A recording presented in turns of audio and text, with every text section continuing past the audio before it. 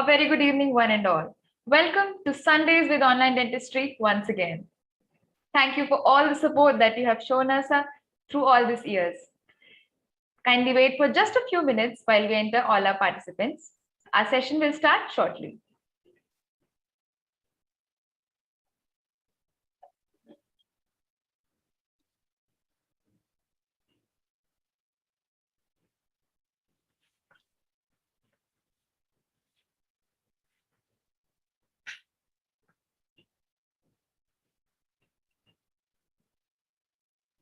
We are very delighted to see you all in great numbers here today. Kindly wait for just a few minutes while we start our session. Before we begin our session, we'd like to show you a small glimpse of the long journey of online dentistry since the year 2008. Here it is.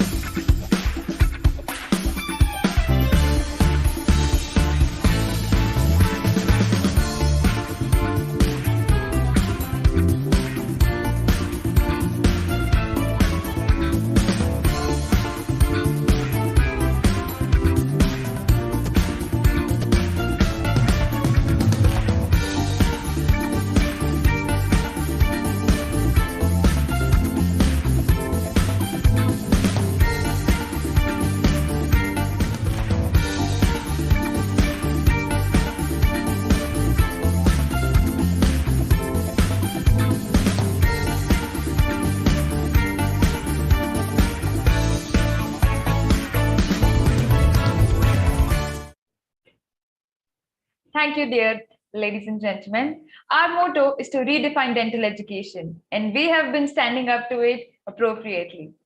Our numbers suggest that online dentistry was established way back in 2008, and it's our fantastic 13th year going on. The total number of offline courses that we have conducted are more than 122. Our staggering numbers of offline courses are 500 plus. We can proudly say that we are a family of 20,000 people all across the globe. Well, the masterminds behind this amazing platform are these two gentlemen, Dr. Jobby Peter Sir, MDS, Professor and Head of the Department of Pediatric and Preventive Dentistry, Annu Dental College, Kerala, Head of the Academics, Online Dentistry, and Dr. Binu T. Abraham Sir, Kerala Dental Clinic, Alua, CEO, Online Dentistry. Well, when it comes to online dentistry, we have a lot of courses jam-packed. Well, after a long wait of 375 days, online dentistry jumped into its favorite arena of teaching, that is offline course. Offline course on dentofacial orthopedics. This session was all about headgear, chin cups, and face masks. Basically, it was orthopedics made simplified for all of you. This course was so much in demand that we had to take special permission to increase the number of seats at the last minute. Well, enough of talking. Let's see a short glimpse of how the course was conducted in Kochi on 23rd and 24th of October last month.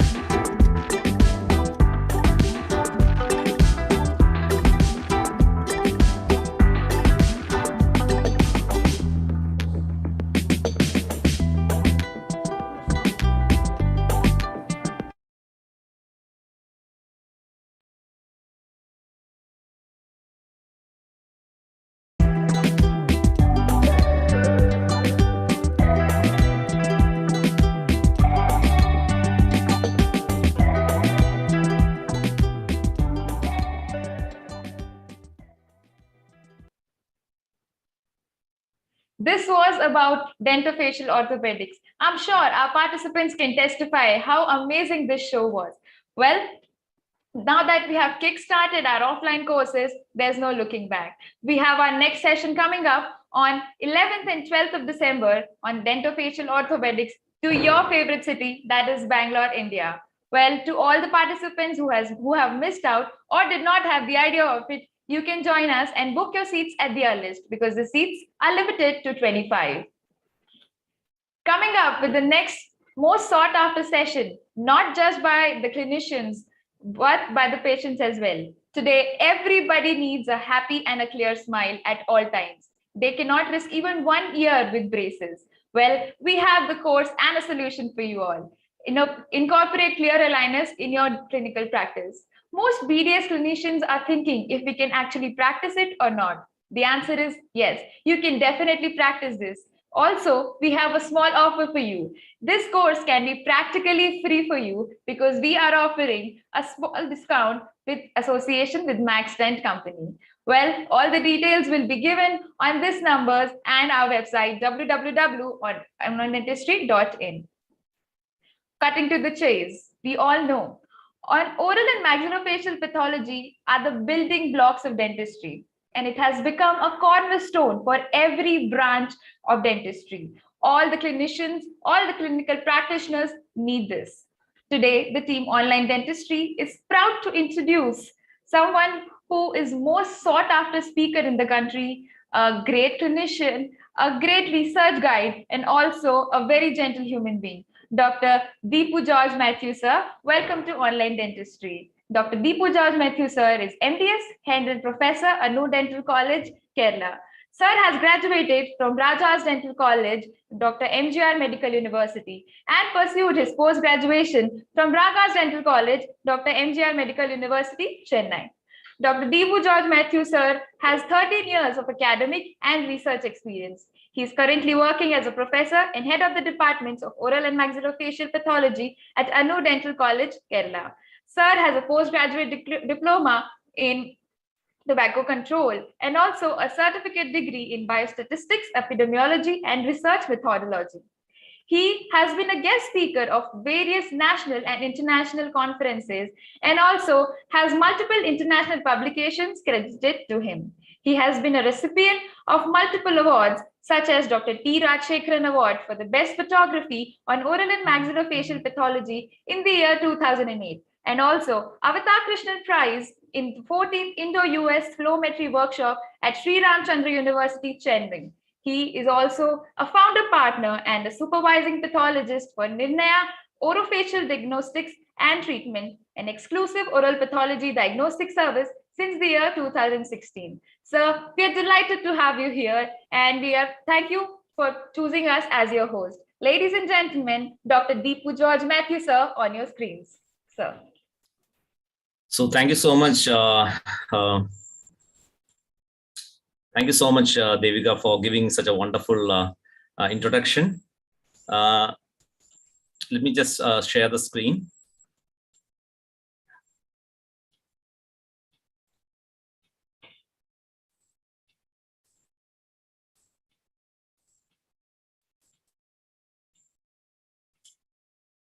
Yeah, at this outset, I would like to thank the organizers of Online Dentistry, Dr. Joby Peters and Dr. Binu, for giving me this wonderful opportunity to interact with such a huge crowd, especially because of this online thing. I think a lot of people are able to access information. I think that's really wonderful.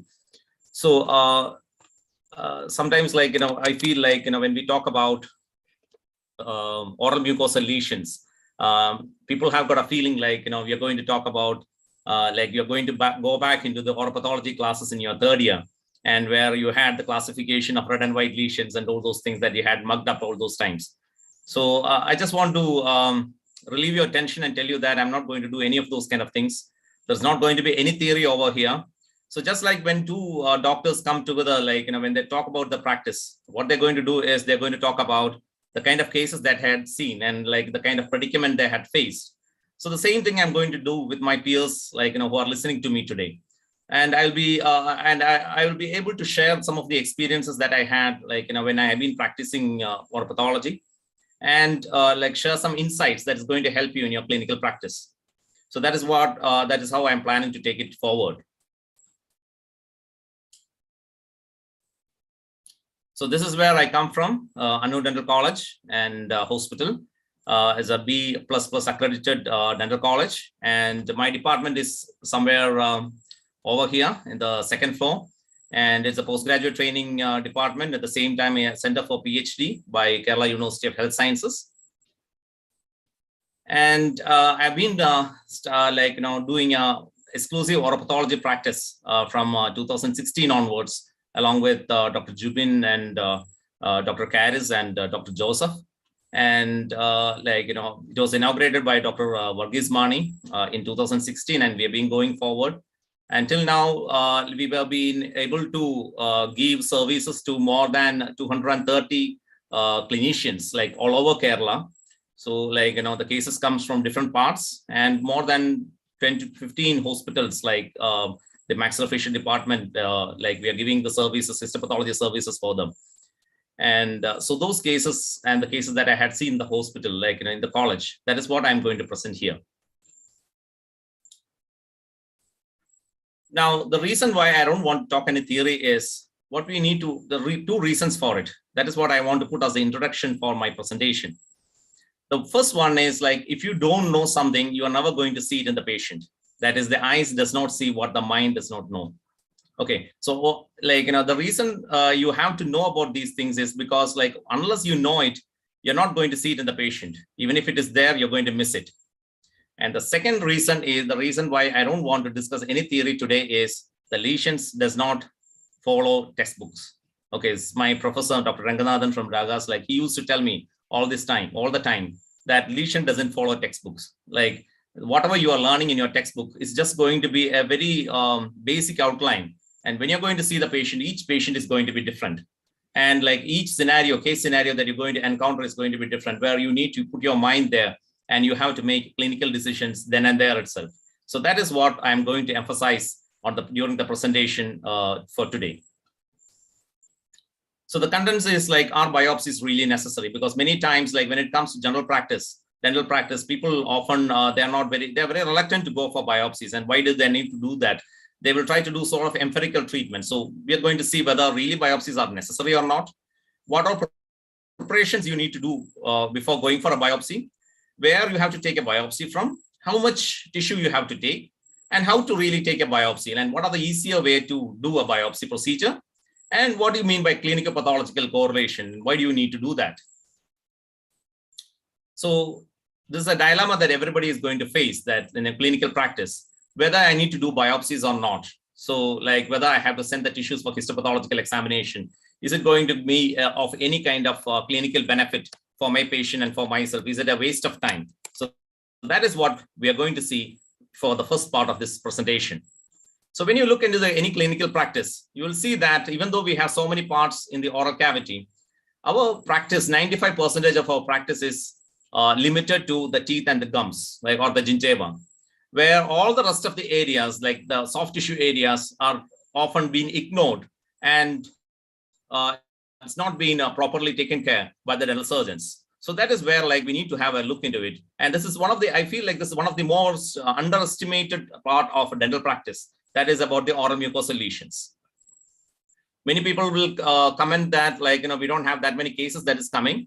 As I told you, that's the reason is, like, if your mind does not know, your eyes are not going to see it.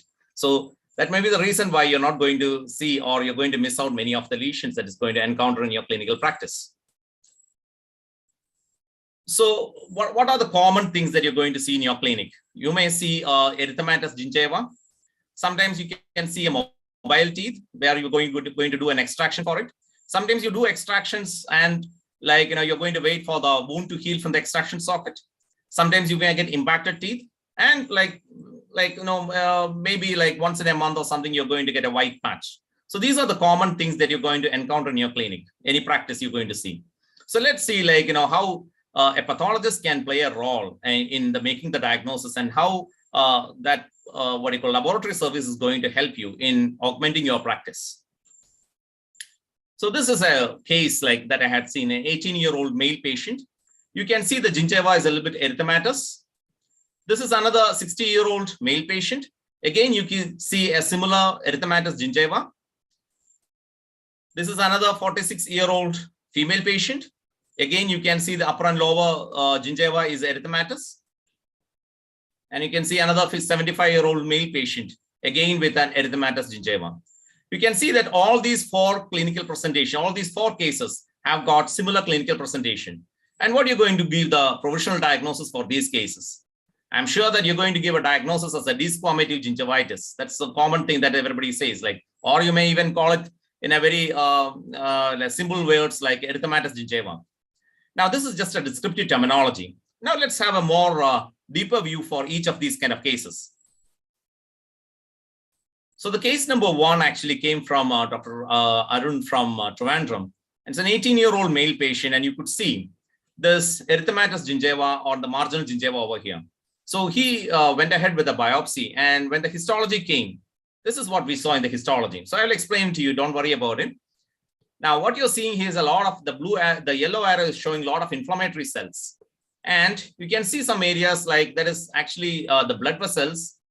And if you look at a closer view, you can see the blood vessels here, and you can see a lot of inflammation around it. This is perivascular inflammation. This is a sign of allergic mucositis. So the histopathology can actually tell you that the patient is going through an allergy, some kind of an allergic reaction. You have to go for a thorough history, and then you can come and you can make out like what can be the possible allergen. And you just ask like the patient to stop with that particular thing, and he's going to be relieved from that particular disease. Now, this is the case number two, again from the same doctor, a 60-year-old male patient. You can see the erythematous gingiva, very similar to the first case. When a histopathology came, you can see a subepithelial split. The red arrow is pointing the subepithelial split. This is a vesiculobullous lesion. This is an oral manifestation of a vesiculobullous lesion. It is a pemphigoid. Now, why do we need to be careful about pemphigoid? One is it has to be treated with immunosuppressants like steroids. Topical steroids is possible. The another important thing is like, they can have ocular lesions or eye lesions later, which can lead to blindness for these patients. So it's very important that as soon as you diagnose from your clinic that it is a pemphigoid, you have to send the patient for an ophthalmologic consultation. What about case number three? It was from Dr. Rahul from Kollam. So 46-year-old female patient, and you can see the erythematous gingiva. When the histopathology came, you could see like atrophic epithelium with a basal cell degeneration, a lot of subepithelial inflammatory cells like pointed by the yellow arrows. This was actually a case which was diagnosed as lupus erythematosus, which is actually a condition which can actually kill the patient because of kidney failure. And coming to case number four, a very similar looking lesion, erythematous gingiva from Dr. Dinesh in Kannur. Like you could see the erythematous gingiva over here. When a histopathology came, a very unusual feature it was actually a squamous cell carcinoma. You could see the invading islands of tumor cells. And unless the biopsy is done, like you are never going to catch these kind of cases. So this was actually a moderately differentiated squamous cell carcinoma. Now, I want to bring back to your attention for all these four cases. They all look clinically very similar. They all look like erythematous gingiva. But at the end, once you do the histopathology, the diagnosis has completely changed and the management is completely different. So imagine if you're not doing a biopsy and you're just going to give some kind of an ointment and going to send the patient across, like, I think like out of 4 of these cases, 2 of them are life-threatening and 1 you can have a loss of vision. And if you are waiting and delaying the diagnosis, you're going to do a criminal negligence. So you have to be very careful when you're dealing with these kind of cases. So the take-home message here is that clinically, the lesions may appear very similar, and only histopathology will reveal its true nature. Now, this is another case about another important or one of the common things that you're going to encounter is the mobility of the tooth. So this is one case, like an interesting case that came to me, like I think 1 month back. This is from a doctor from Kollam. And it was a 55-year-old female patient with a small swelling that started on the alveolar ridge. As you can see here, a small swelling in the alveolar ridge, and the duration was 2 weeks. Within 2 weeks' time, there was a swelling, and there was a mobility for 1/4. So he went and the 1/4 had the mobility. So he went ahead and did an OPG for it, and not much things were obvious in the OPG. But if you look carefully near to the premolar area, you'll be able to trace that there is a kind of radiolucency. And a little bit of, it is not completely radio opaque, completely radiolucent. You can see some amount of radio opacity within them. So when so he extracted the premolar and like curated out the tissues along with that. But when the histopathology came, you could see a lot of all the red arrows are pointing to atypical cells, and these atypical cells were producing osteoid tissue. And this was nothing but a chondroblastic osteosarcoma, a very deadly disease. Within a few weeks itself, it can actually undergo metastasis to lungs. So you can imagine, like, since this doctor had a very good clinical acumen, immediately he took a biopsy, he took the curated out the tissues and sent for histopathological examination. Immediately we was able to send this patient without much delay to cancer center for the further management. So what is very important is tooth mobility without obvious periodontitis. You have to do a radiographic examination. Don't just go and straight away extract the teeth, because you may not know when something will be growing near to that. And once you extract, like, things can grow and it can actually progress the lesion that is already there. And immediately, it's important that you have to, whatever tissue that you are getting along with the extraction, you please submit it for histopathological examination. So this was a chondroblastic osteosarcoma. Next is about extractions and the sockets after extraction. So the healing of an extraction socket. So that's the next premise for my next case. So this was a 39-year-old female patient. And this patient had a history of extraction of a partially impacted 3/8, 10 months back. Now, you can imagine about the clinician, like after 10 months, the patient is coming back, okay, with an erythematous growth from the area where, this extraction was done. So you can see the growth that is coming out from the area where, 10 months back, the extraction has been done. So definitely he went ahead and did OPG, and you can see that there's nothing much over there. You can't see much radiographic findings over there. You could see the outline of the place where the extracted teeth was there, teeth was present. And these were the tissues that we got. Now, when the histopathological examination was done for this, so this is what we got. We got surface epithelium with a lot of follicles of ameloblastomatous epithelium. So this was nothing but a follicular ameloblastoma. Now, this is a very important thing that you have to remember, especially when you have tissues that comes along with it after extractions. It can be a periapical granuloma or a periapical cyst or something like that, or it can be after an impaction. When you're taking out, you can get some follicular tissues. You have to definitely submit it for histopathological examination. Very, very important, because you should understand that 3 potential complications of a dentigerous cyst or something around a follicular tissue is it can have ameloblastomas developing from it, or it can have even mucopolymorph carcinomas or even squamous cell carcinomas developing from it.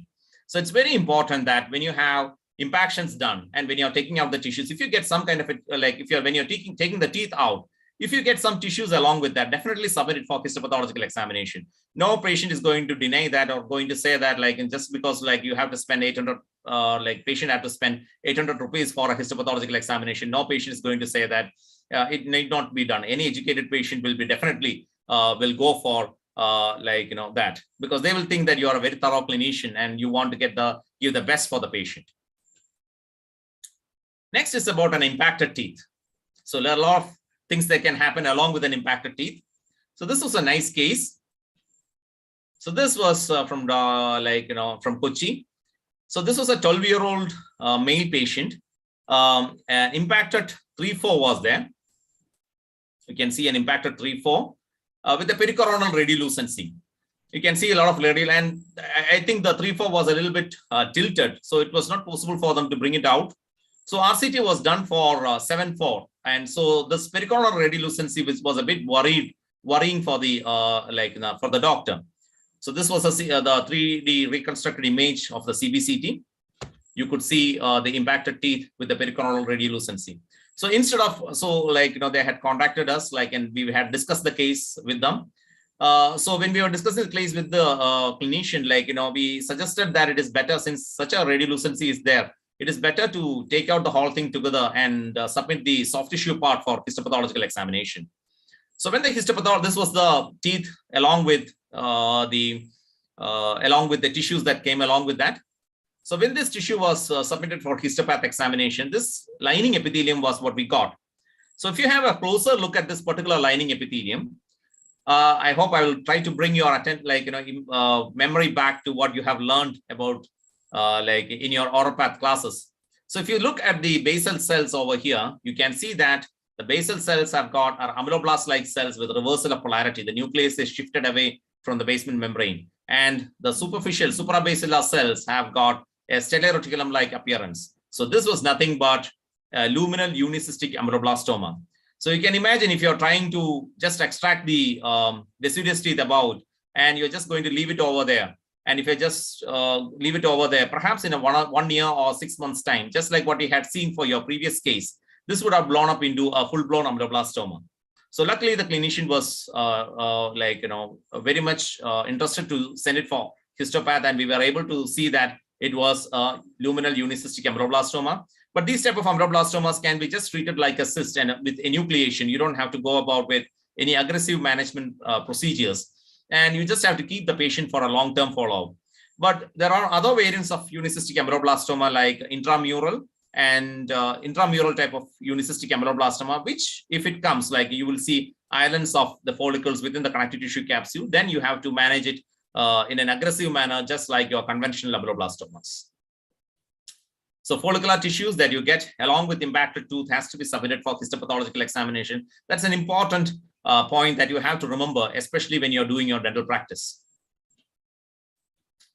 So next comes one of the easiest and the commonest type of lesions that you're going to encounter in a daily, maybe like that, what you're going to really consider as a pathologic lesion. That's a white patch. Okay, so there can be many reasons why you can have a white patch. Now, many a times, like people will try to do some kind of an empirical treatment for it. Like they may give some antioxidants, or they may completely ignore it. They may give some kind of a test or something like that, or like some kind of a steroid ointment they will give, steroid creams they will give, and they will try to just push the patient away. If some crown or implant can be done, like they'll be very happy to do it. But these kind of lesions, they will just leave it like that. And they will say that like no need to go for biopsies. Like we will just wait and watch and see what is going to happen. So this was one case from Dr. Anil Kumar from Kollam. Now, this is very interesting, because I'm going to tell you about, once you see the first two cases, then you'll have an idea. So this was actually from a 50-year-old female patient. A white non-scrapable patch could be seen on the lateral border of tongue. Okay. So the patient had a history of trauma to the lesional site, and the provisional diagnosis given was leukoplakia. Remember, leukoplakia is a clinical diagnosis, and it is a diagnosis of exclusion. That means that all the other kind of white patches, or the reasons for white patches has to be excluded. Then only you can come to the clinical diagnosis of leukoplakia. It just means white patch. Leukoplakia means, leuko means white, and plakia means patch. So since the patient had a history of trauma to the lesion, that particular area was coronoplasty was done, and we just have to, if you have suspect that trauma is the reason, you just have to do a coronoplasty, and you just have to wait for 2 weeks time to see if the lesion is regressing or not. If the lesion is not regressing, you have to mandatorily do a biopsy. So here the doctor did an incision biopsy, and when the histopathology came, it was nothing to be worried about. It was just a hyperkeratosis, an excess amount of keratin formation as a result of the trauma was there, and that was the only reason. So here we don't have to worry anything about here. It's a pretty straightforward diagnosis, a very benign lesion, nothing to be worried about. Now, what happened is another 2 weeks time from the same doctor, I got another case. So this was a very similar looking case, a 34-year-old female patient, again, a white patch with some erosive areas on the lateral border of tongue, as you can see here, of duration 2 months. And there was also a history of trauma. A very similar clinical appearing case, very similar kind of case from a same doctor within a 2 week span. So when the histopathology was done, it was actually a poorly differentiated squamous cell carcinoma. Now, what I want to emphasize over here is, see both cases. Both of them look clinically very similar to one another.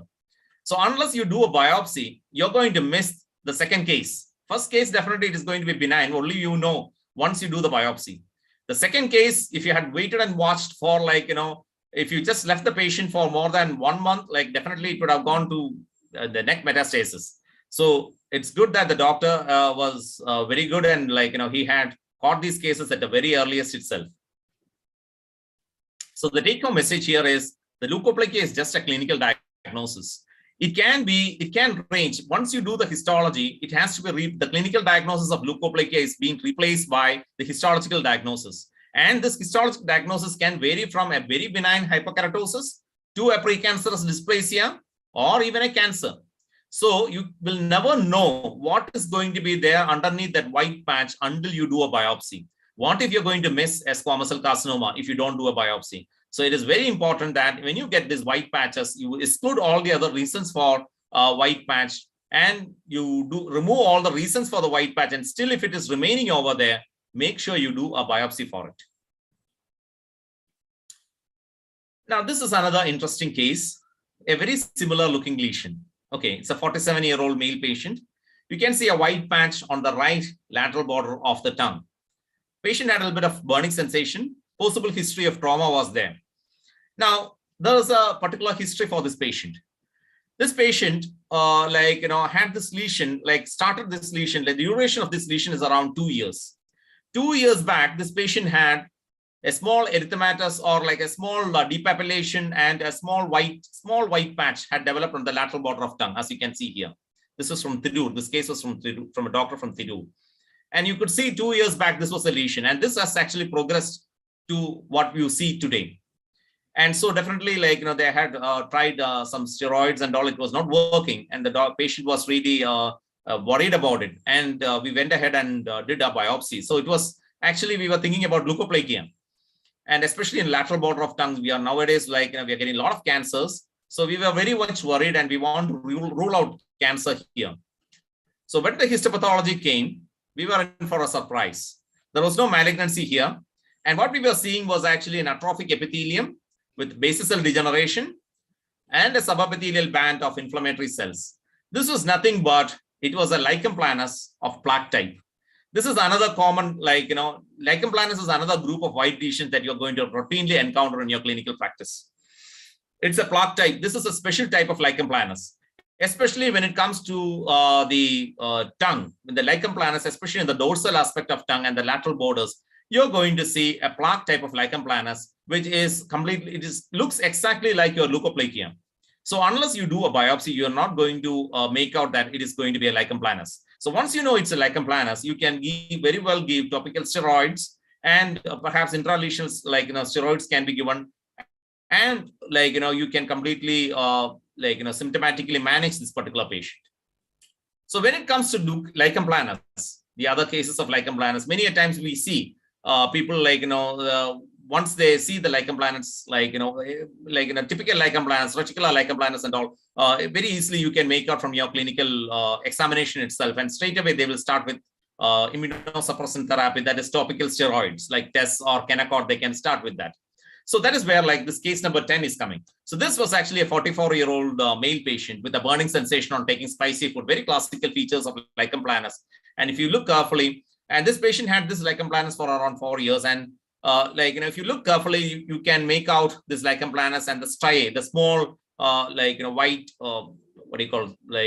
a striae pattern or fibers thin striae can be seen on the periphery of this lesion. And this was provisionally diagnosed as lichen planus, and an incisional biopsy was done. So when the incisional biopsy came, so it had all the features of lichen planus. It had epithelium with basal cell degeneration, and you had a subepithelial inflammatory cell infiltrate. But when we are actually looking into the epithelium, so you could see a lot of inflammatory cells on the epithelium. This is not very common. So when you see these inflammatory cells on the epithelium, this is actually an indication that there is something on the epithelium which is actually inducing this inflammatory cells. That is basically the neutrophils, what you're seeing over there, and which is coming over there. There's actually some kind of organism may be growing over the epithelium, which is actually causing these inflammatory cells to enter into the epithelium. You can see all these inflammatory blue dots that is there on the epithelium. So we did a special stain known as periodic acid shift staining, PAS staining. So once the PAS staining was done, what we could see was on the surface epithelium, we could see a lot of candidal hyphae. You can see all this candidal hyphae. You know that this candidal hyphae, candida, is actually an opportunistic infection. So you can imagine if the biopsy was not done, and if the doctor has gone away straight away with a steroid treatment for the managing this particular case, there would have been a flaring up of the candidal hyphae or this candidiasis, and it's going to worsen the patient rather than it's going to bring relief to the patient. So this case was diagnosed as a lichen planus with superficial candidiasis. So it was advised to treat the patient first with candid mouth paint. So it comes as drops. You can just put on the tongue, and it will just mix with the saliva and will be there all over the mouth. And daily 2 times you can use it. Even if you swallow, nothing will happen. Within a week's time itself, the candidiasis will go off. Then you can start with your topical steroids. So lichen planus cases has to be biopsied for better management. So next case is another interesting lichen planus case. So this I am emphasizing because like these white patches and lichen planus, leukoplakias and white patches are the common type of mucosal lesions that you're going to encounter in your clinical practice. So this was actually a 50-year-old female patient with a history of burning sensation, just like any typical lichen planus for 2 years. And this patient was clinically diagnosed as a lichen planus and was treated with steroids. But still, some areas still had some erosive changes, as you can see on the lateral border of tongue. And some amount of burning sensation was still remaining over there. So hence this area was biopsied. When the histology came, what we could see was a lot of nuclear and cellular pleomorphism, alterations, dysplastic changes, chronic inflammation. You can see the bulbous retiridges. So this was actually a lichen planus, which was slowly transforming into a malignancy. So this was lichenoid dysplasia at moderate type of lichenoid dysplasia. If you had let the patient just like this without the biopsy, within a few months' time, this would have transformed into a superficially invasive squamous cell carcinoma. So erosive lichen planus cases, because that's a type of lichen planus that has got a malignant potential, has to be biopsied since it is potentially malignant disorder. I know that it's not easy to manage lichen planus cases because you cannot promise a cure for the patient. You can do only symptomatic management for the patient. So you have to, first of all, you should not promise your patient that you're going to cure your lichen planus. That's never going to happen. You also know, and the patient should also be aware of that. You tell that like it is a psychosomatic disorder wherein which when you are stressed, this is actually an autoimmune disorder caused by and induced by stress. And whenever the patient is undergoing through a stress like this, lesions will flare up. There will be waxing and waning of lesion. Once the stress goes down, the lesion will also subside down. But you can do a little bit of symptomatic management by immunosuppressant therapy with steroids, especially topical steroids. You don't have to worry too much about any kind of systemic side effects with that. Much of systemic side effects with that when compared to that of the systemic steroids. So we have to be very careful about what you're promising when you're actually managing a case of lichen planus. So now the question I'd like to again ask the question once more: are biopsies really necessary? Am I able to convince you that biopsies are needed in your clinical practice? So as a pathologist, this biopsy is very important for me. That's why I'm emphasizing on that. Now, you know that all of your patients, it's not like old times when the doctors are considered to be gods by the patient. Before they come to the doctor, they are going to Google and they're going to see what the condition, what are the possible diagnoses. They're going to have 100 different types of differential diagnosis. And since there's an overexposure to information, most of the patient has got a cancer phobia. So as a clinician, they expect you to manage or take care of their oral mucosal lesions properly in a very professional manner. So biopsy services are important. And if you fail on that, you know that nowadays litigation is very, very much prevalent in our dental practice. So we have to keep ourselves safe to make sure we do the proper standard procedures and make sure whenever we get a tissue, we send it for histopath and we get the proper report, we file the report, we make sure all those kind of things are being taken care of. So now the question is, are the biopsies a luxury or a necessity? I will definitely know that I have a feeling all of you will have by this time, I kind of feel like it is actually a necessity. You are convinced that it is a necessity. Now, once we feel like the biopsies are really needed, how to go about with your biopsies? That's the next question that we have to ask. So you cannot just go ahead and just, when you see a lesion, immediately do a biopsy. You have to make some kind of a preparation. So what are preparations you need to do before you plan for your biopsy? where you have to take a biopsy from. If you have a big lesion, a big white, red and white patch or a white patch, you can't take out the whole thing out, but you have to select a site for taking your incisional biopsies or a small piece out of it. How much tissue you have to take? That is something that you have to remember or understand. And what is the simple way of taking a biopsy? You don't have to be always a maxillofacial surgeon to take a buccal mucosal biopsy. You can very well easily do in your own clinic.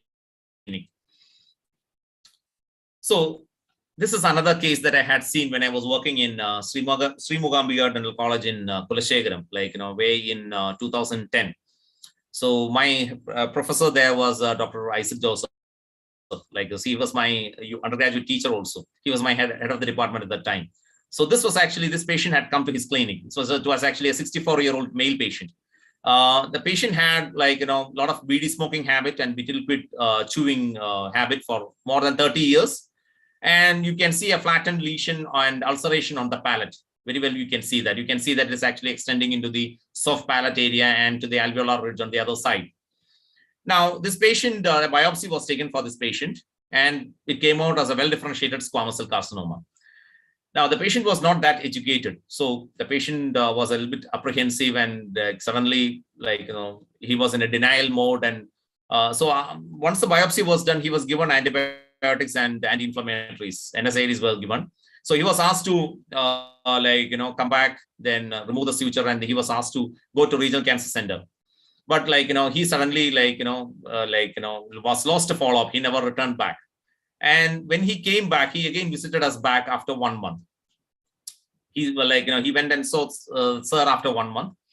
And sir one day came back to the department. He asked me Deepu, do you think if you take antibiotics and anti-inflammatories, you can cure cancer? And I said, I don't think, sir. I don't think it's possible. And he said oh, that patient you remember that we had seen 1 month back, he had come back. And now it looks as if the lesion has completely come down, the severity has come down. So it looks as if it is regressing back. So I said, I don't think, sir, it's going to be possible. So so that we called the patient and we had a look at it. And actually the looked as if the lesion has come down and the aggressiveness and everything has is subsided down a lot. So we have really had, after 1 month, this is the picture that we saw. So then we thought well, why don't we compare the picture that we had taken 1 month back, and let us compare with this picture that we have taken now. So when we compared these two cases, these two photographs, so this is what we could see. Now the inflammation over the lesion that was there before 1 month, that is not there after 1 month. Perhaps the NSAIDs that they have taken or the antibiotics that they have taken, because of that all this inflammation, the superadded inflammation has come down. But you can actually see that the lesion has actually progressed, how much the lesion has progressed within this 1 month. When you compare the picture that you had taken 1 month back and after 1 month, you can see that it has extended more into the soft palate, and it is now going upwards near to the alveolar ridge, the other side of the maxillary alveolar ridge. It is going up there. So it is actually increased in size, you can see that. But this is only possible if you are going to take clinical photographs. So this is a very important thing when you're going to do oral mucosal lesion practice.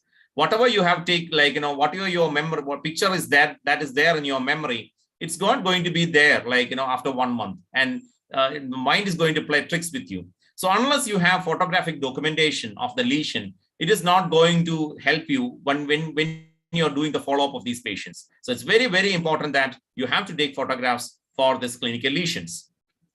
And another important thing, if you're thinking about what the patient is going to think, what you have to do is that you have to click a photo, only the lesion area you take, you show it to the patient to show that his or her identity is not revealed in the photograph.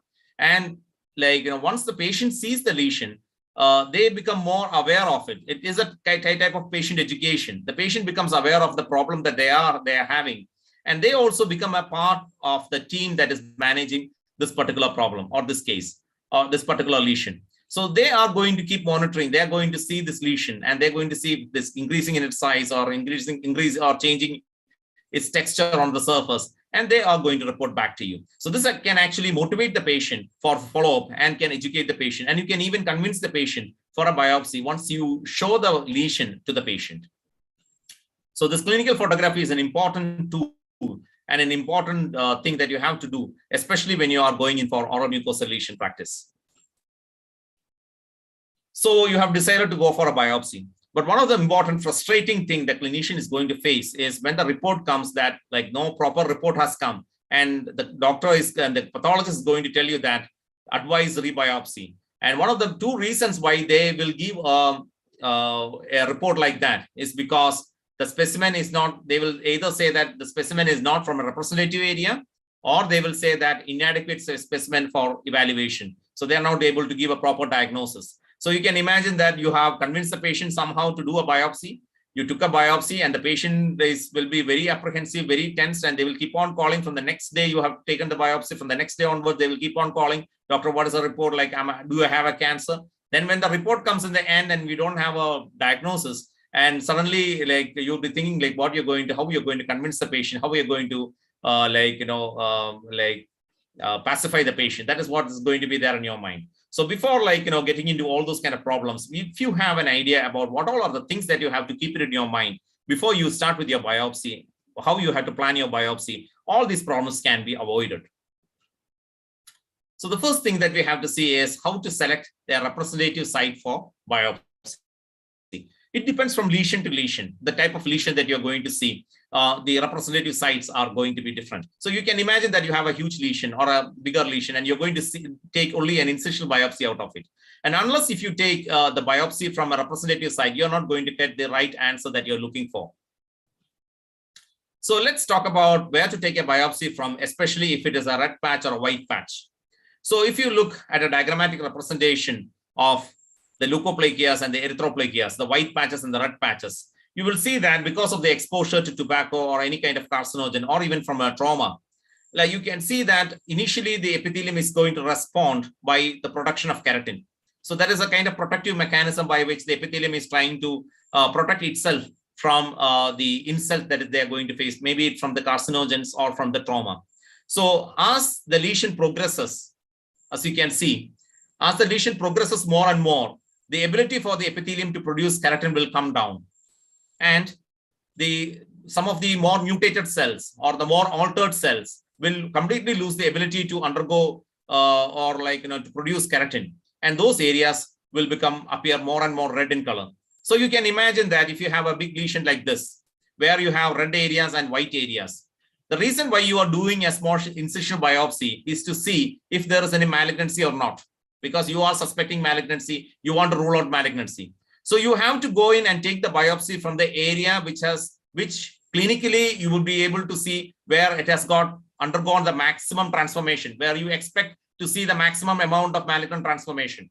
So if you look like that, this is an area where you can see a reddishness is there. If you take a biopsy from this area, you will be able to catch any cancer if it has already occurred. But if you go for this white area, I don't think you're going to get it, because you're going to get more amount of keratinization. So more than the blue circled area, the red circled area will have more alterations. And so that will be the ideal area for you to go in for an incisional biopsy. So this is how you have to ideally select for an incisional biopsy. Now let's see one of the cases where there is a twist for that. This is actually a 86-year-old male patient with a burning sensation of the buccal mucosa since 1 month. And the patient had a habit of tobacco chewing since 40 years. So it's very obvious. You can see a speckled leukoplakia, a red and white patch can be seen in the corner of the mouth. Now, this is something kind of lesion that you're going to see, not only in tobacco chewers, more in smokers, especially BD smokers. So if you get a BD smoker or a cigarette smoker, remember the area that you have to look for a leukoplakia is in the corner of the mouth, That is where you're going to have the lesions. So remember, when you are using your mouth mirror to reflect your cheeks, the handle of the mouth mirror will be on the corner of the mouth. So there is a lot of possibility that you're going to miss that particular area unless you're looking for a lesion in that particular area. So especially for BD smokers, remember, you have to look for the corner of the mouth. And if it is a person who is actually chewing tobacco, you have to ask the patient where they keep the tobacco, where they pouch the tobacco or the pan barag or pan masala. That particular area you have to examine. That is the area where you are most likely to see the lesion, the mucosa lesion. So this case was actually provisionally diagnosed as a speckled leukoplakia. You can see red and white patches over there. So we were thinking like, there's most probably there is already, it would have undergone malignant transformation. So when the histopathology came, there was no malignancy. We could see that the epithelium is highly dysplastic. There is a very bulbous protruge, a lot of dysplastic changes, but the basement membrane is intact. There is no invasion of tumor cells into the underlying connective tissue. Now, sometimes what we do is like, when we have these kind of cases and still we suspect malignancy and we want to make sure it's not there, we do a special stain known as periodic acid shift staining, which actually stains the basement membrane, which is actually tell you whether there's any microinvasive squamous cell carcinomas. So we did that and we didn't see any invasion, but we were surprised to see something else. So we did a PAS staining, but when we did, we found candidal hyphae on the surface epithelium. We saw candidiasis. So we gave the diagnosis as moderate dysplasia with superficial candidiasis. Now there is a problem here.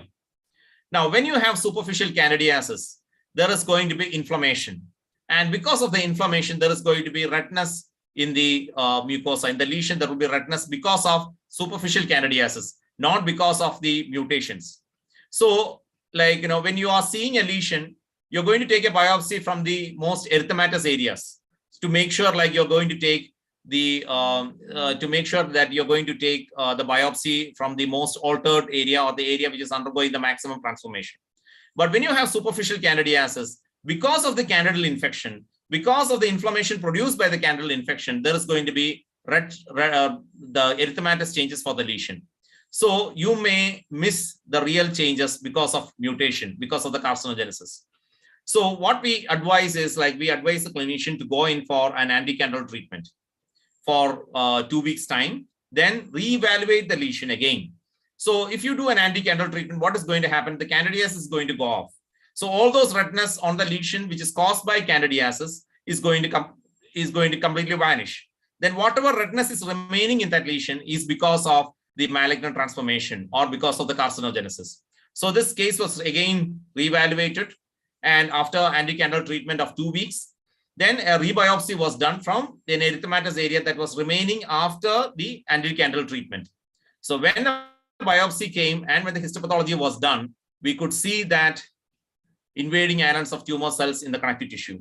So we were able to catch the cancer because we were able to choose the site correctly. So it's very important, especially in the case of diagnosis of superficially invasive squamous cell carcinoma. So it's very important that, especially for red and white lesions like speckled leukoplakias, histopathology is definitely mandatory. Whenever you see the redness, you have to do a biopsy because that's an area where, like, there's most probably malignant transformation. And if you see red and white areas, go for an anti-candidal treatment for 2 weeks time. Then you select the site for biopsy, and where the erythema is there, then you're going to most probably hit, because the sampling error can be always there, but there's a most high probability that you're going to see the maximum transformations and you're going to give the best diagnosis for your patient. So you can imagine if somebody had stopped their biopsies or their evaluation after the first biopsy where only moderate dysplasia is there, and if they had kept the patient under follow-up and without a proper management, this would have undergone metastasis by the time, like, they are going to realize it's a malignancy. So luckily, like, there was a follow-up for this patient. There was a rebiopsy was done, and we were able to catch the case at the earliest. Now, this is another case. It was a 73-year-old male patient. So this is another area that you have to be very careful. That's about ulcers. So where to take a biopsy from an ulcer? So this was a 73-year-old male patient from the lateral border of tongue. As you can see, if any ulcer you are seeing, you can see the ulcer here. Any ulcer you are seeing, the ulcer has got 3 parts. One is the base of the ulcer, that is the tissue on which the ulcer is resting, then the floor of the ulcer and the edge of the ulcer. Now remember, if this case was actually, when we did the biopsy, it came out as a squamous cell carcinoma. Now, what do you have to remember for an ulcer? How you're going to take your incision biopsy from an ulcer? One thing, if it is a malignant ulcer, those ulcers will be usually painless. You will not have pain for the ulcers, which is actually a malignancy. So that's one indication that you can. And if you look at the floor of the ulcer, you will see a proliferation of tissues in the floor of the ulcer, especially if it's a malignant one. And if you want to choose a site for biopsy, you just have to palpate on the borders, and wherever you feel a hardness, that is what you call as induration. From that area, that is actually an indication that tumor cells are infiltrating into the connective tissue beneath. So that is the area from where you have to take an incision biopsy from. So this was done like that, and we were able to diagnose it as a well-differentiated squamous cell carcinoma. Now, another important thing that I have to tell you is, especially in Kerala, nowadays we are seeing a lot of patients with squamous cell carcinomas in the lateral border of tongue. People who don't have any kind of habit, people from a higher socioeconomic background, especially women above the age of 40, and like chronic ulcers which are non-healing ulcers, especially ulcers caused by trauma from broken teeth or a broken restorations. We are seeing a lot of cases, and many times we see, like, from the dental clinics to dental clinics, they go around and they're being given tests and Kennicott and all, and biopsies are not being taken. And most of the time they end up with squamous. They are actually squamous cell carcinomas. We are seeing a huge increasing number of trends, something that we don't learn much in textbooks, but nowadays we are getting at least 3-4 cases in a month, just cases like this. So any type of especially when you have non-healing ulcers, if you have a reason for trauma, remove the cause of trauma, wait for 2 weeks. If the ulcer is not healing, definitely you do a incision biopsy for it and rule out squamous cell carcinomas. Now, when it comes to a vesiculobullous lesion, you have erythematous gingiva or, like, those kind of desquamated gingivitis and those kind of lesion. Where should you take a biopsy from? That's another place where a lot of people go wrong when they take a biopsy, and they're going to end up with not having a proper report. So this is one such case, it's a vesiculobullous lesion. So where should you take? You can see the erythematous regions on the gingiva. You can see it from here. So this was actually a case of pemphigoid. So if the biopsy is going to be taken from this erythematous, erosive and ulcerated area, you're not going to get your diagnosis because already the epithelium is gone. Especially for vesiculobullous lesion, the pathologist makes the diagnosis by looking at the split in the between the epithelium and the underlying connective tissue. So if you're taking a biopsy from this particular area, you're going to have only the connective tissue with no epithelium, and you're not going to get any kind of diagnosis. You have to go for rebiopsy. But the area where how you have to take a biopsy here, you have to take the biopsy from the clinically normal looking area 1 to 2 millimeters away from the lesional site, something over here, very close to the lesion, but clinically where the epithelium is there, still there. That is the area where you have to take the biopsy from. And once you take a biopsy, you can see an epithelium with a subepithelial split, and very well you can diagnose it as a pemphigoid, which definitely is having a lot of problems, things can go forward. So definitely you have to make this diagnosis, and you have to send the patient for further medical management. Now, when you do a biopsy for a vesiculobullous lesion, already the epithelium is very much detached from the underlying connective tissue. So routinely, how you do biopsy, like with a scalpel, if you just drag the scalpel along the gingiva and you try to take a biopsy, you're going to lose the epithelium over there. So the best way to do a biopsy, especially if it is a case of a vesiculobullous lesion, is you just do a stab and you just roll the blade, and you don't drag the blade around. Okay, if you drag the blade around, the epithelium will peel off, and you're not going to get the best specimen for your histopathological examination. So that's something that you have to keep it in your mind. So for vesiculobullous lesion, take the biopsy from the perilesional area, 1 to 2 millimeter away from the lesional site, where epithelium, your ulceration is not there. So that is the area from where you have to take a biopsy, not from the lesional area. So what all are the points that you have to remember just before you start with your planning your biopsy? The most important thing is you should have a fixative with you. A 10% formalin fixative should be there with you. Without fixative, don't start with your biopsy. Once you take a tissue out, then you start searching for like formalin. It's not going to work, because immediately you have to transfer it to 10% formalin. Otherwise, the tissue will undergo degeneration, and the pathologist will not be able to give you any kind of result. Okay, so make sure before you start with your biopsy, you should have 10% formalin fixative with you. So the fixative, we give whoever is approaching us, or the clinicians who are in consultation with us, we provide the fixatives for them. And the volume of fixative should be more than that of the tissue that you're trying to fix, at least 20 times more than the size of the tissues. And you should have a wide mouth bottle, okay, with formalin, with formalin in it, 10% formalin ready before you start with your fixation. Before you start with your biopsy. That's very important, because most of the times we get the lesions, or we get the specimens in our LA bottles, and LA bottle has got a small neck. the tissue will go easily inside, but once it gets fixed, it will not come out. So most of the time I have to break the bottle to take the tissue out. So I cannot just pull the tissue out, the tissue will break and we will not be able to get proper results out of it. So we have to make sure like you have a wide mouth bottle and for carrying the specimens. So these things you have to keep ready before you start with your biopsy procedure.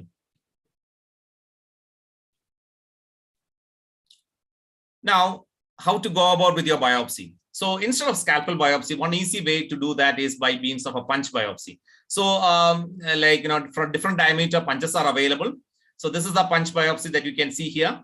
This is an 8mm punch. I always prefer that the clinicians, if they are doing a biopsy from a buccal mucosa or something, the size should be at least 8mm, because by the time when you put it in the fixative, the tissue is going to shrink. And then once the processing is done, again, it is going to shrink. And at least like it should be like 8mm should be there for the tissues for me to take proper sections. And if I have to take deeper sections and if I have to evaluate the lesion properly, some size should be there for this lesion. Otherwise, it's going to be very tough for me, for a pathologist to give a proper report. So at least an 8mm punch is going to do the work properly. So, I'm just going to demonstrate a simple way of taking a mucosal biopsy. There's a video presentation from one of my dear friend, Dr. Arun George, who's a maxillofacial surgeon and who's a colleague. And I'd like to share this video with you. And this actually shows like how a punch biopsy has been done. So once you give a block or you give an infiltration, don't give the infiltration on the lesion. Somewhere surrounding it, not directly on the lesion. You can use your punch and you can actually take the biopsy from there. So you don't have to use a scalpel for it. You just put the punch there, like, twist it, and it will just go inside, cut and go inside. Then all the epithelium and the tissue, like connective tissue, everything you will get together. So it's much more easier way for a general practitioner to do a punch biopsy, do a biopsy. So let's watch the video now.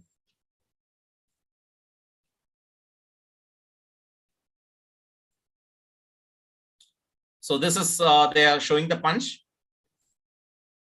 So this is how you go to the buccal mucosa. You push the thing inside and you twist it. Once you twist it, like it just goes and cuts inside and goes inside.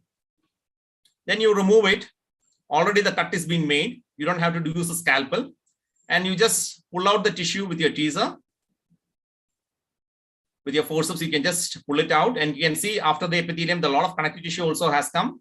And you can use your scissors to just cut it out from there. So you have the tissue now. You can just give a simple suture that's more than enough. It will just heal. It's much more simpler than doing an extraction. So you have a epithelium on the top and you have the connective tissue beneath that. Immediately transfer it into 10% formalin. So I think it's pretty simple. Now, another important thing that you have to remember when you're doing a biopsy is you have to label the bottles.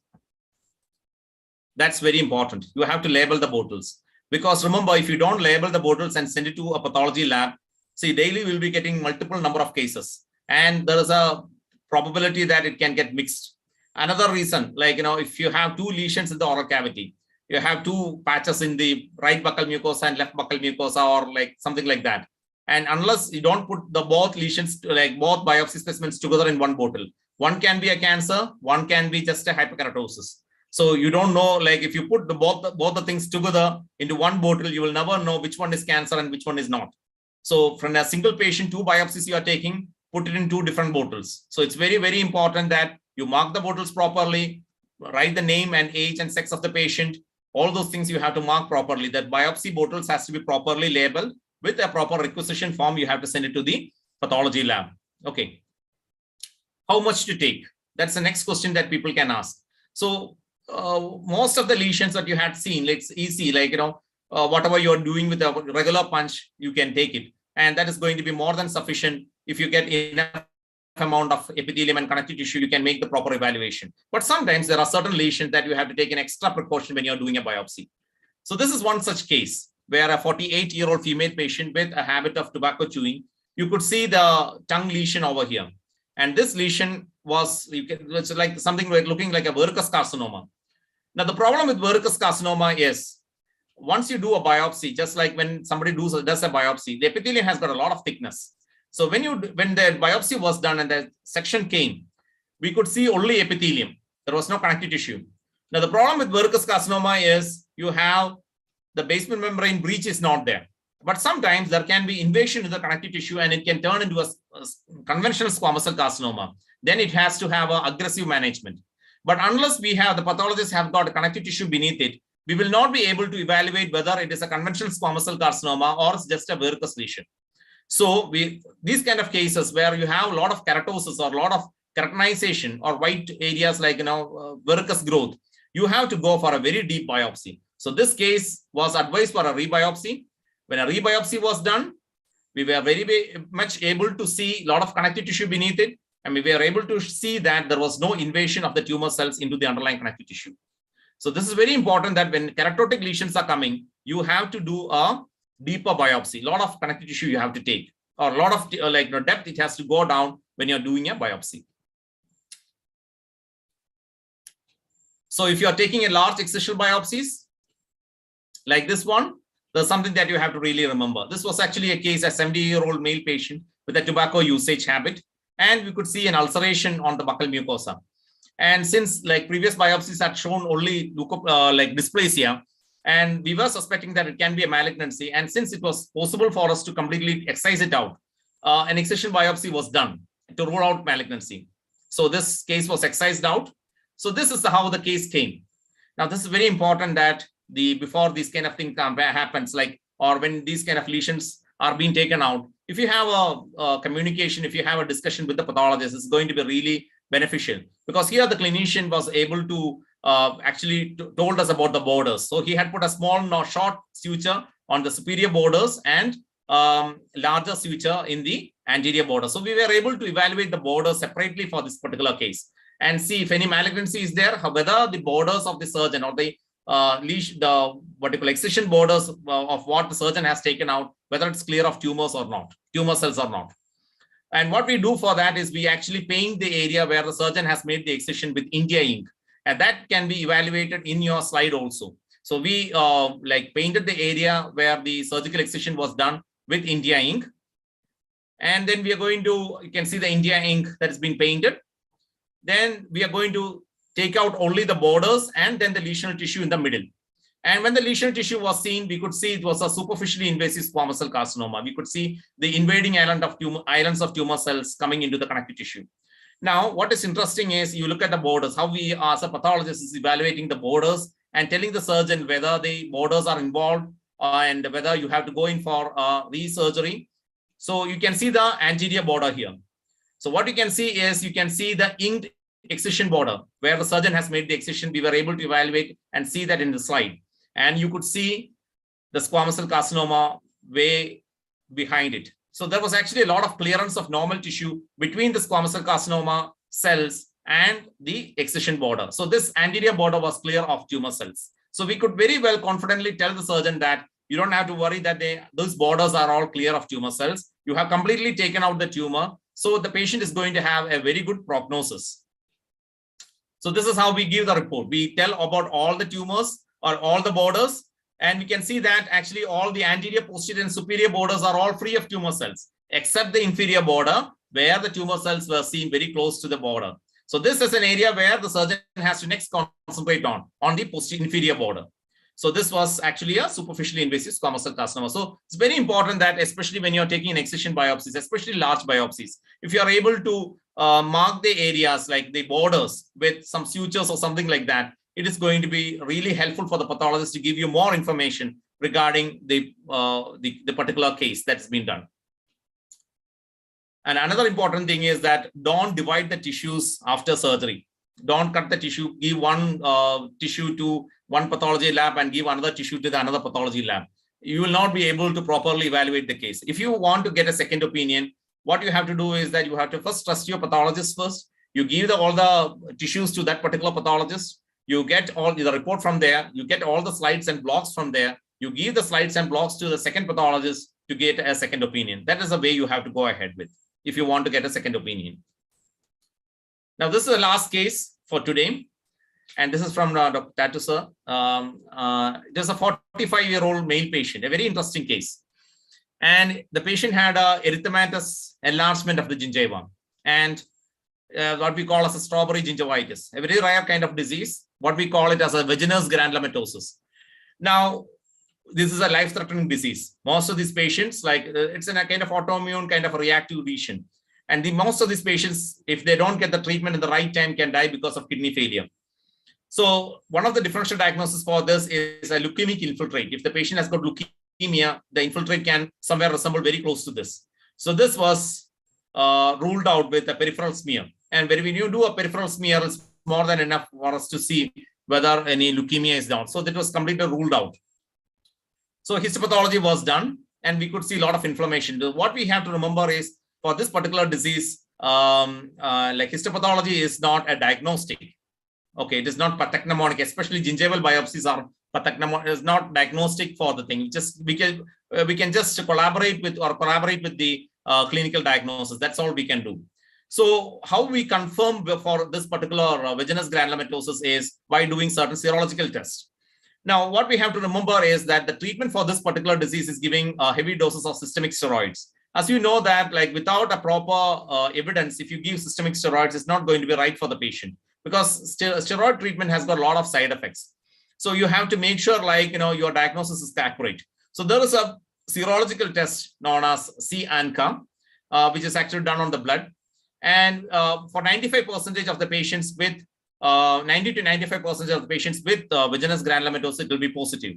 So we discussed the case with sir, and we said we'll go for C-ANCA, we'll do a C-ANCA, and then we will see whether it's positive. And once we get the positive results, we can confirm it as Wegener's granulomatosis, and we can go ahead with the treatment. Now, to our what you call bad luck, the patient came as negative. So then we were in a big dilemma, like how we are going to make the diagnosis, because like the confirmatory diagnosis for making Wegener's granulomatosis has gone wrong and it has gone negative. So like, but clinically it looks like Wegener's granulomatosis. Histopathology is like supporting that clinical diagnosis, but the confirmatory serological diagnosis is telling that it is negative. So how are we going to do that? Now, then we thought about it. Then we discussed the case. Then we were thinking, like, I was just thinking, like, this is a case where, like, Wegener's granulomatosis, it affects the upper aerodigestive tract. And along with that, it also affects the kidneys.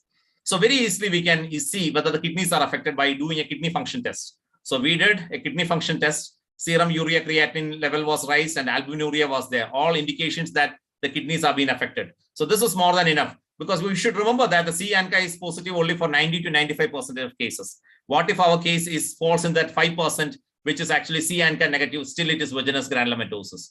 So luckily, like, we were able to catch this patient, or like we were able to diagnose this patient at the right moment, and the proper treatment was given.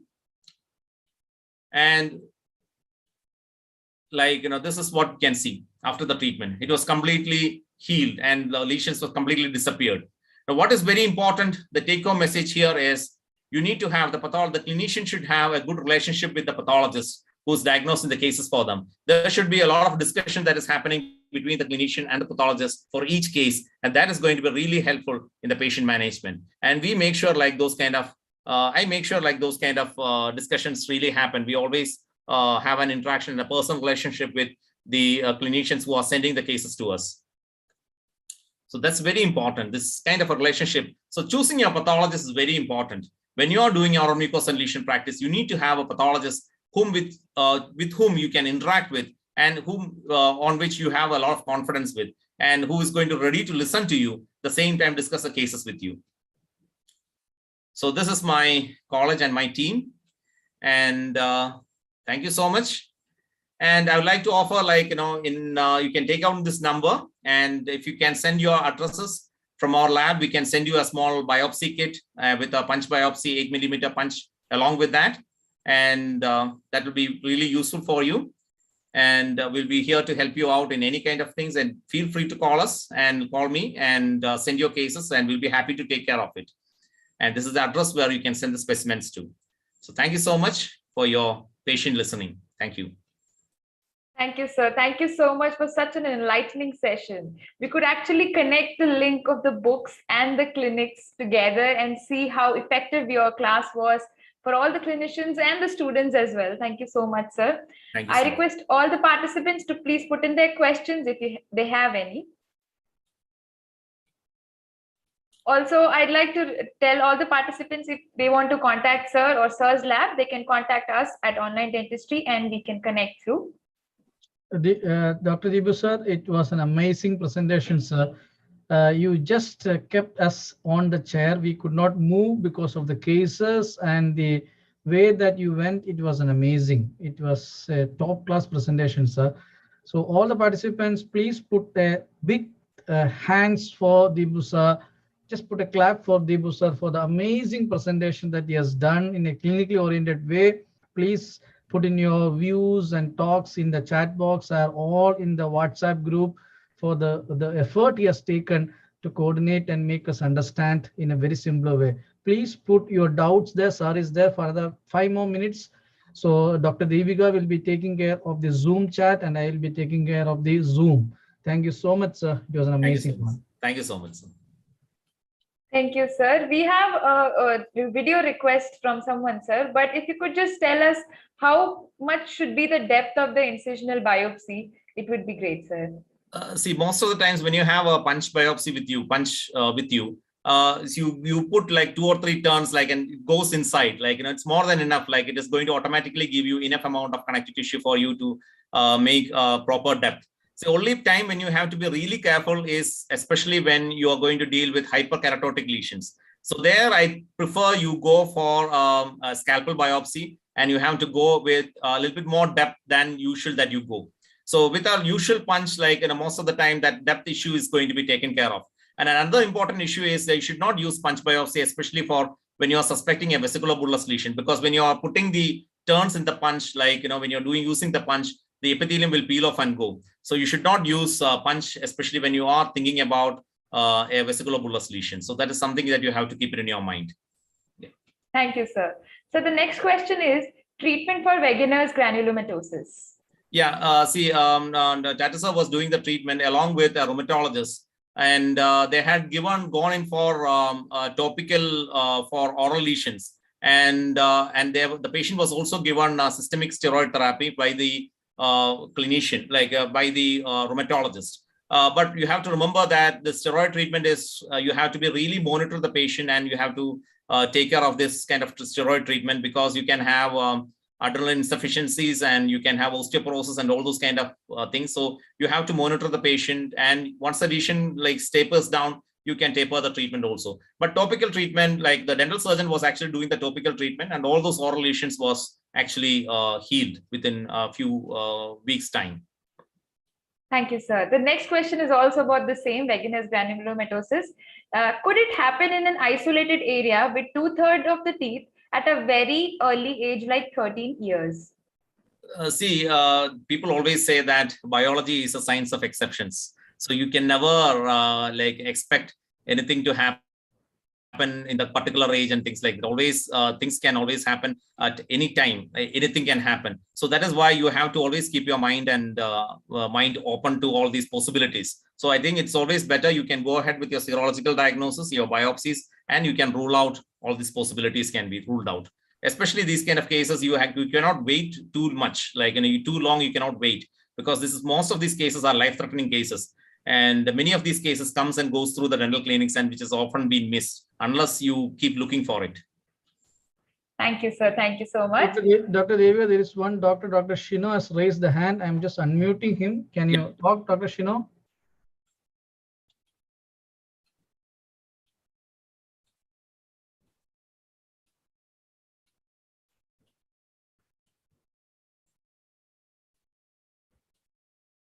So while Dr. Shino unmutes himself, let's take one more question.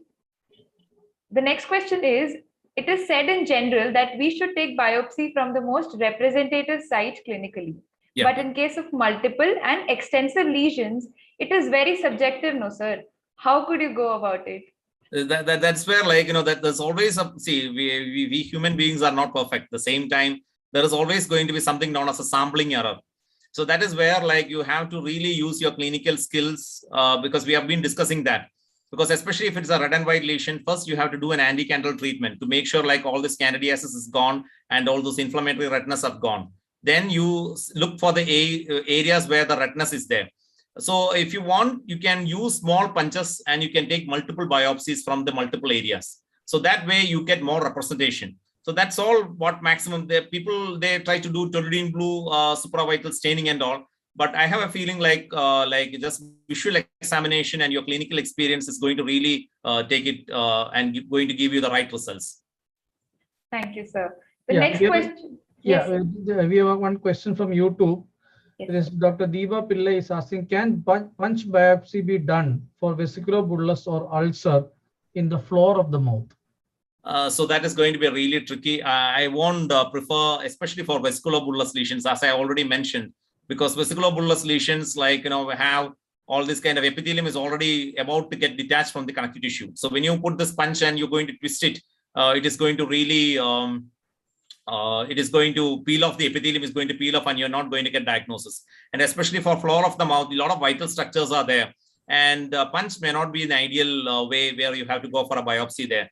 I think you prefer to go for a scalpel biopsy. Perhaps an oral surgeon will be more equipped to handle those kind of things. But buccal mucosa biopsies are much more simple and easier. So that's any general practitioner with a punch can easily do it. So keep a punch, 1 or 2 punches in your clinic. And if you feel like, you can do it by yourself and don't have to call a surgeon, you can just book well and go ahead and you can do a small punch biopsy. That's much easier and convenient to do. Floor of the mouth, I'll prefer an oral surgeon to come and take care of it.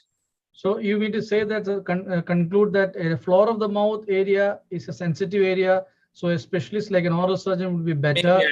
Maybe, it depends upon the competency of the clinician. Like, if a general practitioner who's very competent enough to take care of those kind of things, very well go ahead and do it. Yes. But if you don't feel comfortable with it, don't risk it. Why don't you give it to an expert to take care of it? Yes. So a surgeon will be the better one.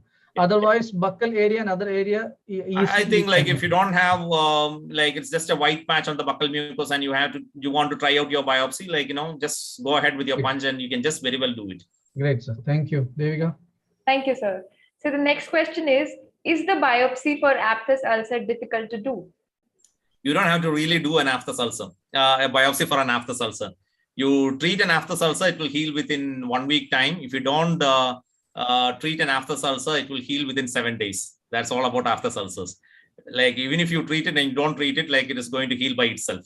So you just wait for 2 weeks time or 3 weeks time. And if the lesion is not healing, then you go ahead with a biopsy for it. If the lesion is small and it can be confined within 8 millimeter punch, you can go ahead and the proper borders you are able to get, you can use a punch also. Otherwise, I think it would be better to do a scalpel biopsy. But usually, inflammatory ulcers will be painful. So very well, you can make sure it is inflammatory ulcer. Usually, malignant ulcers will be painless ulcers, and even the patient may not be even bothered about it unless you tell that it is a problem is there. After ulcers, immediately they will come and they will say that a lot of pain is there, but that there's nothing to be worried about that. But when it comes to malignant ulcers, it will be painless, and the patients will be least bothered unless you educate the patient and tell them that there's a real problem, growing over there. Thank you, sir. The next question is, sir, do we need to do biopsy for desquamative gingivitis? If yes, what is the preferred site near gingiva? That's what, you have to definitely go for a biopsy for a desquamative gingivitis, because the first 4 slides that I had shown you, about 4 different cases which all presented as a desquamative gingivitis, all gave 4 different type of diagnosis. And one was actually a squamous cell carcinoma.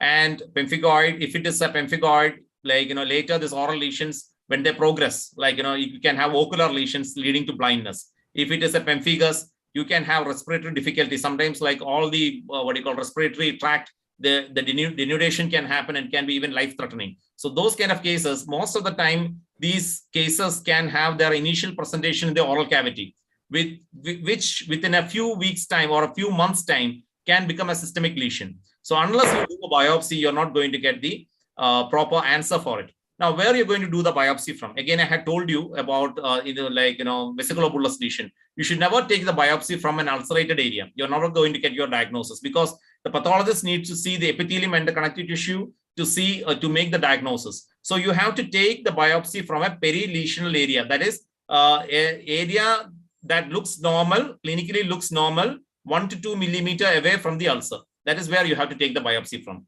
And that also, you should not use punch. You should not, when you are using the scalpel, you should not drag the scalpel. Very carefully, you have to take the biopsy. Thank you, sir. Thank you so much. The next question we have is immunofluorescence really necessary to vesicular lesions? See, that's very important because immunofluorescence are very important. That has to be there. But there are very few centers which are actually doing immunofluorescence tests. There are two types of immunofluorescence that has been done. One is a direct immunofluorescence. The other one is indirect immunofluorescence. See, even if you say pemphigus and pemphigoid, generally histopathology, that's all but we can tell. But there are so many other different variants of pemphigus, like IgA pemphigus and a lot of other different types of pemphigus, and pemphigoids are there. We have mucous membrane pemphigoid, bullous pemphigoid. So different types are there. Now, these can be identified only with a direct immunofluorescence to a certain extent. You can diagnose it. So what I will suggest is, like, once you get a histopathologic diagnosis, you start with your treatment. If the lesions are not responding to the treatment, definitely you have to go in for an immunofluorescence study. Now, indirect immunofluorescence, what we use is like, the patient's serum to check whether any circulating autoantibodies are there in circulation. This is very much important, especially in the case of sometimes you get lesions only in the oral cavity.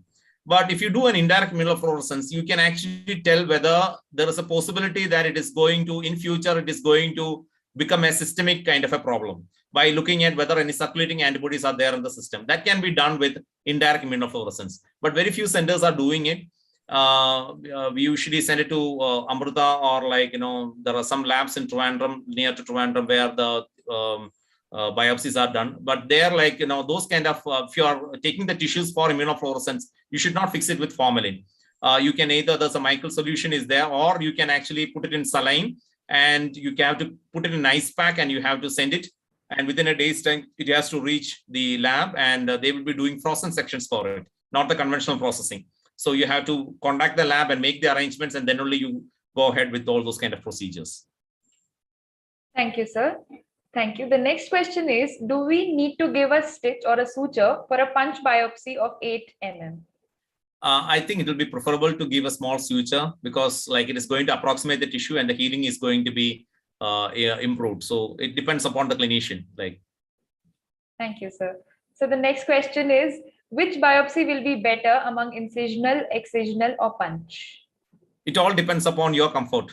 If you are very comfortable with a scalpel biopsy, incisional biopsy with a scalpel, well ahead, go ahead and do it. You can plan your biopsy properly. You can take a proper tissue. If you're not very much well versed with the scalpel, and you have a difficulty in using the scalpel and taking the biopsy, and the tissue is moving around, go for a punch biopsy. And if it's a small lesion, like a small fibroma and things like that, you can go well ahead and go ahead with an excisional biopsy. It depends upon case to case and your comfort levels. Thank you, sir. We have one last question for the session. That is, what are the special signs we need to notice in general for any lesions going for biopsy? So the main thing is like what you're going to diagnose, what the case is going to be. So if it is a red and white patch, you're going to suspect what is your provisional diagnosis and what you're trying to rule out and what you're trying to confirm.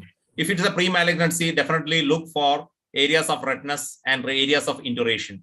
If it is an ulcer, look for areas of induration. You palpate the areas and see where that firmness or hardness is there. That is the area you have to select for incision biopsies.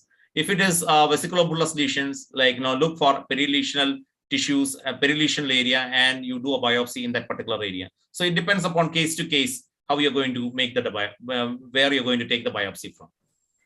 Thank you, sir. Thank you so much for the session once again. And you have tons and tons of thanking messages from the participants, and a special mention from Dr. Fatima ma'am. She has given a long message for you from your old days. Should I read it out to you, sir? Yeah, please. Happy to hear. She says, good evening, Deepu. Really wonderful session. Taken me back to ragas from Dr. Ranganathan sir in our microscope discussion room. Hats off. May the Almighty bless you and your family always, sir. Thank you. Thank you so much for this amazing session, sir. We shall hope to see you once again on our platform. Thank you once again, sir.